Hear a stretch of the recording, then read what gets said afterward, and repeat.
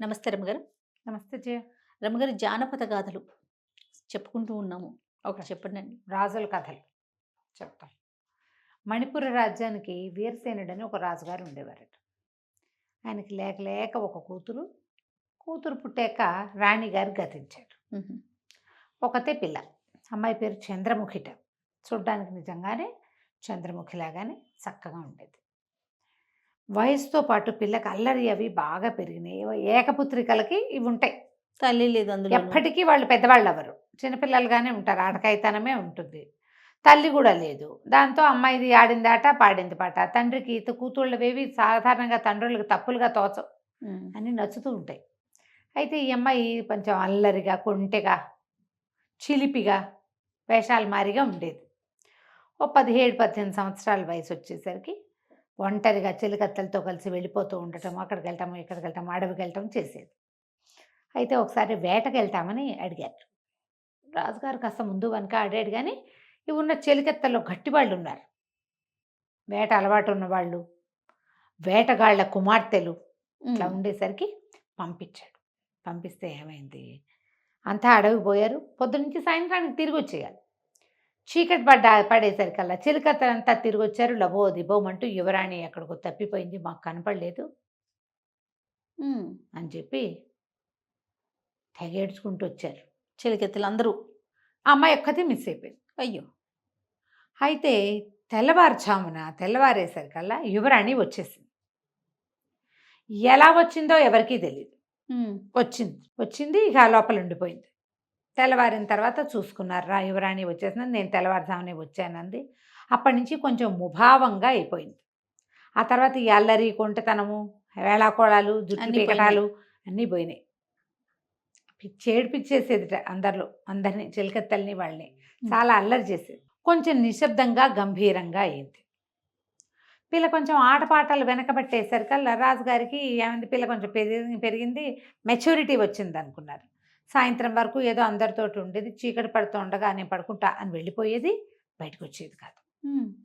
తెల్లారేకే మళ్ళీ చిలకత్తెలు ఎవరిని తనతో ఉండనిచ్చేది కాదు. సరే కొంచెం వయసు వచ్చేసరికల్లా అట్లాగే ఆడపిల్లలు వాళ్ళతో వీళ్ళతో ఉండకుండా వాళ్ళ దారిని వాళ్ళు ఒంటరిగా ఆలోచించుకుంటూ ఉంటారు. ఇట్లాంటివేవో అనుకున్నారు. ఒక 6 నెలలు 8 నెలలు గడిచేసరికల్లా సరే అమ్మాయికి మెచ్యూరిటీ వచ్చేసింది, పెద్ద మనిషి అయిపోయింది. గంభీరంగా ఉండటము అవి వచ్చినాయి. అల్లరి చిల్లరితనం, అడవికి వెళ్తా, తోటకెళ్తా, అక్కడికి వెళ్తా, ఇక్కడికి వెళ్తా, నూతిలో దిగుతా, కొబ్బరి చెట్టు ఎక్కుతా, అన్నీ పోయినాయి. హ్మ్. పోయినాయి కదా, పిల్ల కొంచెం కుదురుపడింది. వివాహం చేద్దాం అనుకున్నారు. సరే ఏం చేశారు, ఈ మన స్వయంవరం ప్రకటించారు. ఎందరో రాజకుమారులు వచ్చారు. అమ్మాయి నిశ్శబ్దంగా ఉంది. హ్మ్. అలంకారం చేయించుకునేది, ఏదో కూర్చునేది, అంతే. సరే స్వయంవరం రోజును కూడా ఆ అమ్మాయి ఏమీ పెద్ద ఆసక్తికరంగా లేదు. ఓ దండ పుచ్చుకొని వచ్చింది. అట్లా చూసుకుంటూ వెళ్ళి ఎవరో ఒక రాజకుమారుడి మెడలో దండేసింది. అతనితోటి అతని మొహం చూసి గుణగణాలు విన్నదని కూడా వీళ్ళకి అనిపిస్తుంది. ఏమిటి ఇంత నిరాసక్తంగా ఉంది ఈ పిల్ల. స్వయంవరం పట్ల చాలా ఆసక్తిగా ఉండాలి. ప్రతి రాజకుమారుడి గురించి తెలుసుకోవాలి. ఓహో ఈ వీడు ఆ ఫోటోనే అని గుర్తు చేసుకోవాలి. ఏమీ లేదు. పెద్దగా ఏమీ లేదు, నిరాసక్తగానే ఉంది. ఏదో పెళ్లి చేసుకుందామని దండేసినట్టుంది. ఈ వేసిన వాడెవడు, చక్రసేనుడు. ఇతను చేది రాజ్యపు యువరాజు. సరే ఈ పూట స్వయంవరం అయిపోయింది, చీకటి పడిపోతోంది. అమ్మాయి లోపలికి వెళ్ళిపోయింది.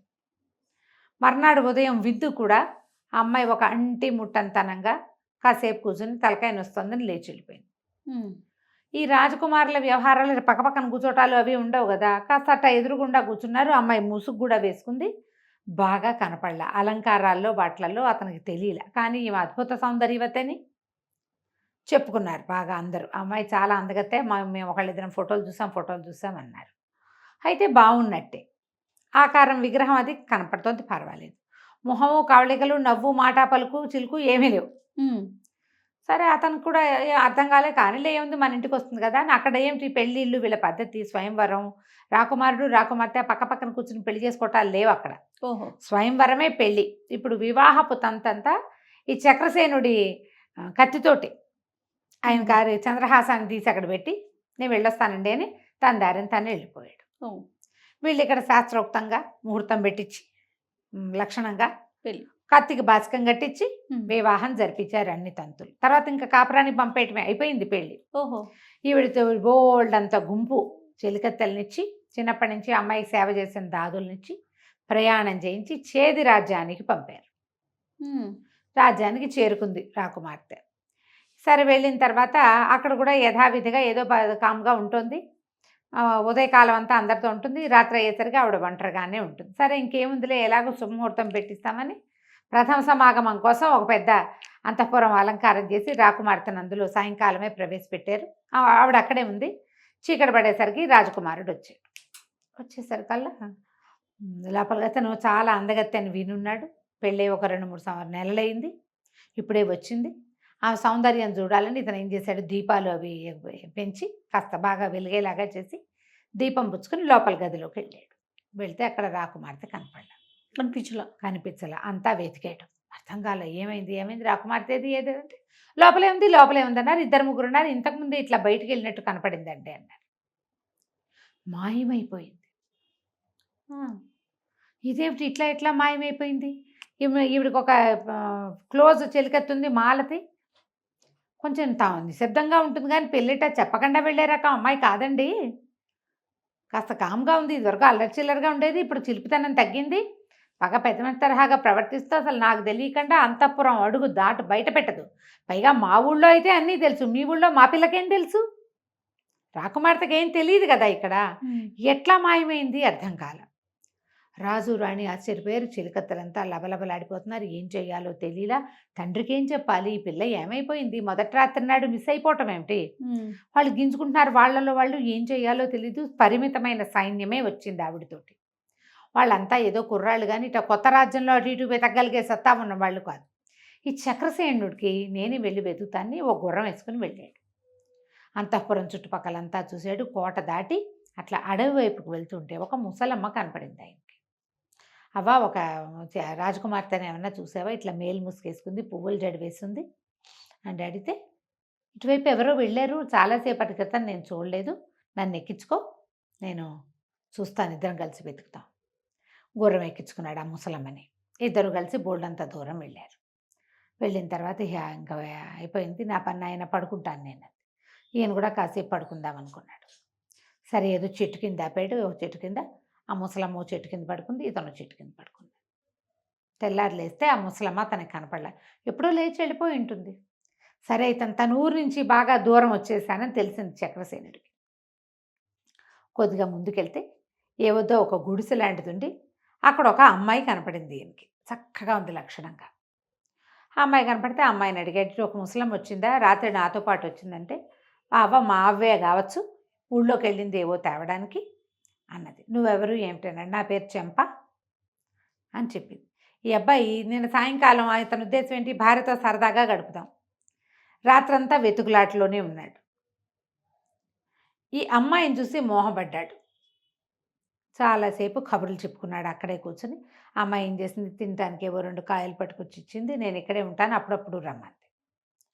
ఇతను ఇక అంతఃపురం అంతా వెనక్కి వెళ్ళిపోయాడు. అంతఃపురం అంతా వెతికారు, ఎక్కడా ఏమీ దొరకలేదు. రాకుమార్తె కనపడలా. ఈ సడన్గా ఇలా పెళ్లి కూతురు మిస్ అయిపోవటం అనగానే ఊళ్ళో రకరకాల మాటలు పడితే కోటలో కూడా ఏమిటేమిటో చెప్పుకునేవాళ్ళు. ఇతనికి అక్కడ విసుగు పుట్టే, దొరికిందా అని ప్రతి వాళ్ళు అడిగితే అవమానంగా ఉండేది. ఇక అమ్మాయి ఊసెత్తుకోకుండా రోజు గుర్రం వేసుకురావడం, ఈ చెంపతో కబుర్లు. ఆ ముసలమ్మ ఎప్పుడు కనపడేది కాదు అతనికి. అవ్వ ఊళ్ళోకి వెళ్ళింది, అవ్వ చెరులోకి వెళ్ళింది, అవ్వ బట్టలు ఉతకడానికి వెళ్ళింది, అవ్వ ఏదో చేయడానికి వెళ్ళింది. ఈ చెంపతోటి ఎవరు లేపడం, ఏకాంతం దొరికేసరికల్లా చల్లగా ఆ అమ్మాయితోటి స్పెండ్ చేయడం మొదలుపెట్టాడు ఇతను. కొద్ది నెలల తర్వాత రాజుగారికి ఏమనిపించింది, ఆ పిల్ల ఏమో మాయమైపోయింది, మణిపురానికి కబురు చేసేద్దాము, మనవాడికి ఇంకో పెళ్లి సంబంధం చూసి పెళ్లి చేసుకుందాం, ఇల్లు పట్టకుండా తిరుగుతున్నాడు పిల్లవాడని పెళ్లి సంబంధాలు చూద్దాం అనుకున్నారు. ఇతనికేమో ఈ చెంప కావాలి. సరే చెంపతోటి అన్నాడు, మన ఇద్దరం పెళ్లి చేసుకుందాము పట్టు.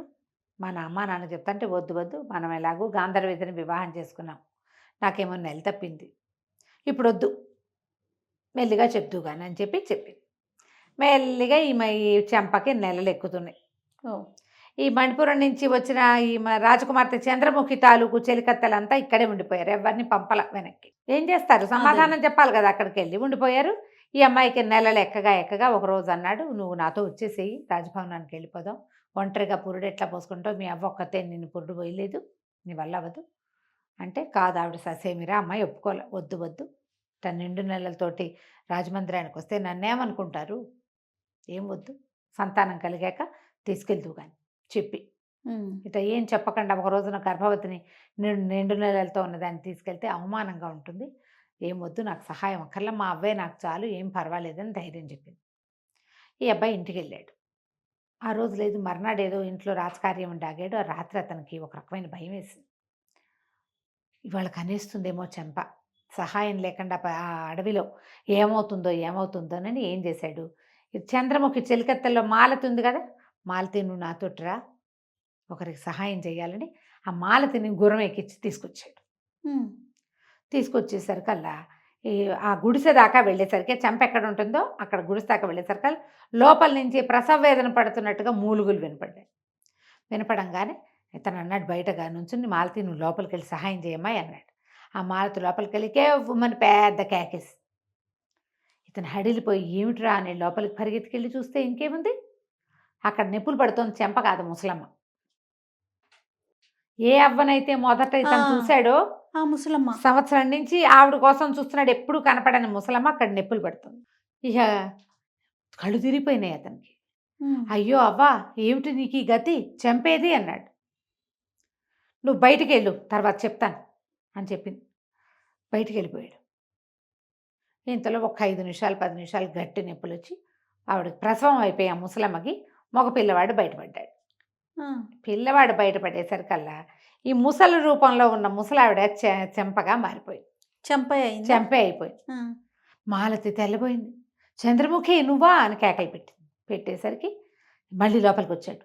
ఏమిటమ్మా ఏం అరుస్తున్నావు, చంద్రముఖి ఏంటి ఇది చెంపనాడు. అయ్యో బాబు కాదండి, చంద్రముఖి మా రాకుమార్తె, 5వ ఏటి నుంచి కలిసి పెరిగాం, నేను గుర్తుపట్టలేనా, చెంపేమిటి, ఈ అడవిలో ఉండటం ఏమిటి తల్లి, నువ్వు ఇక్కడ పిల్లాన్ని గంటమేమిటి, ఆ ముసలి వికృతాకారం ఏమిటి, లవలవలా ఏడ్చింది ఆ మాలతి. ఏడ్చేసరికి నేనేం చేయను, నా కర్మానుభవం, నాకు ఇంకో దారి లేక ఈ అడవిలో ఉంటున్నాను అని అప్పుడు చెప్పింది. సంవత్సరం క్రితం వివాహానికి ముందు అడవికి వెళ్ళిన రోజున నేను అడవిలో తప్పిపోయినప్పుడు నాకు ఒక లేడీ కనపడింది. అన్నిటినీ వేటాడుతూ ఉన్నాం కదా, ఆ లేడీని కొట్టబోయి ఆ లేడీ పక్కన కూర్చుని ఉన్నటువంటి మునిని కొట్టాను నేను బాణంతో. ఆయన నీ ఆటకాయితనంతో యవ్వన మదంతో ఇలా చేసావు, ముసలిదాని వైపోమని చెప్పించాడు, మీరెవ్వరూ లేరు, నేను ఒక్కదాన్ని ఉన్నా. ఆయన ఎంతో బతిమలాడితే నీకు వివాహం అయ్యి కుమారుడు జన్మించాక నీకు అది పోతుంది, ప్రతిరోజు రాత్రిపూట నువ్వు ముసలిదాని అయిపోతావని చెప్పాడు. ప్రతి రాత్రి నేను ముసలి వేషంలోనే ఉంటున్నాను, వృద్ధాప్యం వచ్చేస్తోంది, అందుకని చీకటి పడేసరికి లోపలికి వెళ్ళిపోయి తలపేసేసుకుంటుంది, తెల్లారేసరికి మామూలుగానే ఉంటుంది. ఆయన సడలించి ఇది ఇచ్చాడు నాకు, పగలంతా నేను ముసలిదానిగా ఉండను, సాయంత్రమే ఉంటా, అందుకని సాయంకాలాలు దాక్కున్నాను. మా మొదటి రాత్రి నాడు ఇతను నన్ను చూశాడంటే ఆ ముసలి రూపుతో ఏం చేస్తాడు అని పారిపోయాక మళ్ళీ అతనికే కనిపించాను. తెల్లవారు అతనే నన్ను చూశాడు మళ్ళీ.